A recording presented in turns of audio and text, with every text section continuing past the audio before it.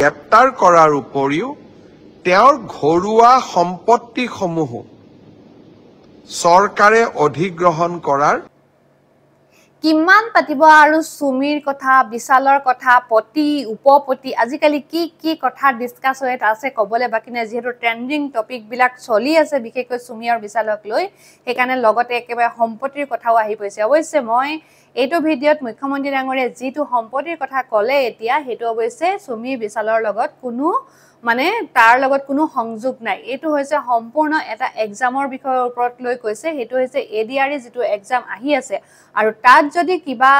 কোনোবাই বেয়া জনেকে ধৰক নকল কৰে কোনোবাই আগতিয়াকে প্ৰশ্নৰ আগত ফাদিল হৈ যায় তাৰ ওপৰত তেনেকুৱা কোনোবা যদি ছাত্ৰ ছাত্ৰী এনেকুৱা বেয়া কামবিলাক কৰি পাহানি পৰীক্ষাত অৱতীৰ্ণ হ'বলৈ যায় তাৰ ওপৰত এখন বিশেষ আইন প্ৰণয়ন কৰিছে আৰু হেতু ক্ষেত্ৰত মুখ্যমন্ত্ৰী ডাঙৰীয়ে আৰু বহুতো ডাঙৰ মন্তব্য বিকাশ কৰিছে সেইখিনি সকলোৱে জনাটো বহুত প্ৰয়োজনীয়তা আছে বুলি ভাবিছো আৰু সেই কাৰণে মই ভিডিঅটো আপোনালোকলৈ লৈ আহিছো এইখিনিতে খালি মোৰ এটা অনুভৱ মই প্ৰকাশ কৰিব বিচাৰিছো হেতু হৈছে যে মুখ্যমন্ত্ৰী ডাঙৰীয়ে কৈছে যে এই পৰীক্ষাটোত যদি কোনোবাই এনেকুৱা বেয়া কামবিলাকত লিপ্ত হৈ পাহানি পৰীক্ষা দিবলৈ আহে মানে ধৰক নকল কৰে এই প্ৰশ্ন কাকত ফাদিল হোৱা বা আদি কৰি এনেকুৱা যিবিলাক কৰিব নালাগে এখন এটা পৰীক্ষাত কৰে তেনেহলে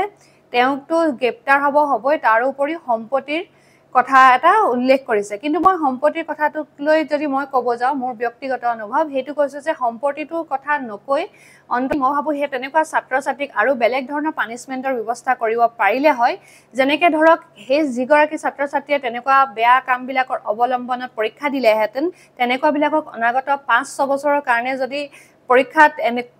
কোনো ধৰণৰ চৰকাৰী ধৰক এনেকুৱা এক্সাম বিলাকত বহিবলৈ নিদিলেহেতেন হেতু এটা ভাল পানিশমেন্টেই হলহেতেন গতিকে তেনেকুৱাটো নকৰি সম্পত্তিৰ কথা এটা আহি গল গতিকে সম্পত্তিৰ কথাটো আপোনালোকে কেনেকুৱা ধৰণে ভাবে বা এটো কিমান দূৰ গ্ৰহণযোগ্য আপোনালোকৰ মতামত পাম বুলি আশা কৰিলো আৰু বাকি মহন্তি মহোদয় আৰু বহুতো ডাঙৰ মন্তব্য আগবঢ়াইছে এই পৰীক্ষাক কেন্দ্ৰ কৰি গতিকে ভিডিঅটো স্কিপ নকৰাকৈ সকলোকে চাই থাকিব 15 ছেপ্টেম্বৰত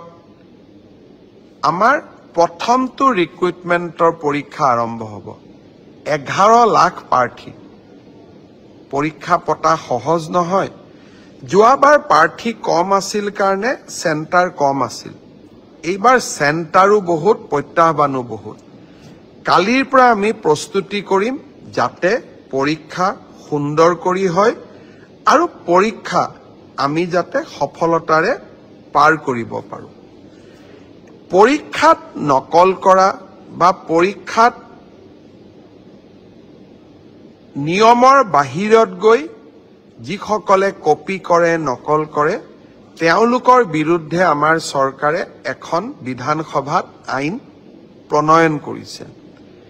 ইয়াৰ ফলত পৰীক্ষাত নকল কৰা ব্যক্তিজনক গ্ৰেপ্তাৰ কৰাৰ উপৰিও তেওঁৰ ঘৰুৱা সম্পত্তিসমূহ চৰকাৰে অধিগ্ৰহণ কৰাৰ এক ডাঙৰ ক্লজ এই আইন কেইখনত আছে 2 দিনৰ ভিতৰতে আমি এই আইনখনৰ বিষয়েও বহুল প্ৰচাৰ কৰিম মই আশা কৰিম মেধাৰ ভিত্তিত নিযুক্তি বহুতে কয় মোৰ মেৰিট আছে কাৰণে মই চাকৰি পালো বহুত এতিয়া ফেশনো এটা আছে যে আমি বিজেপি কিয় ভোট দিব লাগে আমিতো মেৰিট আছে কাৰণে চাকৰি পালো মই এটাই কথা কম মেৰিট আৰু মেৰিটৰ ভিত্তিত পৰীক্ষা পাতা এই পংকিলতাৰে ভৰা সমাজত ইমান সহজ নহয় এক প্ৰকাৰ অহা কালি পৰহিৰ পৰা আমাৰ অফিচাৰ সকলে ৰাতিয়ে দিনে কাম কৰিব লাগিব যাতে 15 ছেপ্টেম্বৰৰ পৰীক্ষা নিকা হয় কিন্তু মুখ্যমন্ত্ৰী বা আন মন্ত্ৰী সকলে যদি বিচাৰে পৰীক্ষা নিকা হ'ব নালাগে মোৰ মানুহে চাকৰি পাওক তেতিয়াহলে সকলো কথা সহজ হতৰ বিপৰীতে গৈ আমি কাম কৰিছো পৰীক্ষা নিকা হওক আমাৰ মানুহে পাওক না পাওক মেধাৰ ভিত্তিত চাকৰি হওক এই সংকল্পক সিদ্ধিলৈ ৰূপান্তৰ কৰা এটা অতি কঠিন কাম 15 ছেপ্টেম্বৰত আমি আকৌ এটা শিক্ষাৰ্থীসকলেও পৰীক্ষা দিব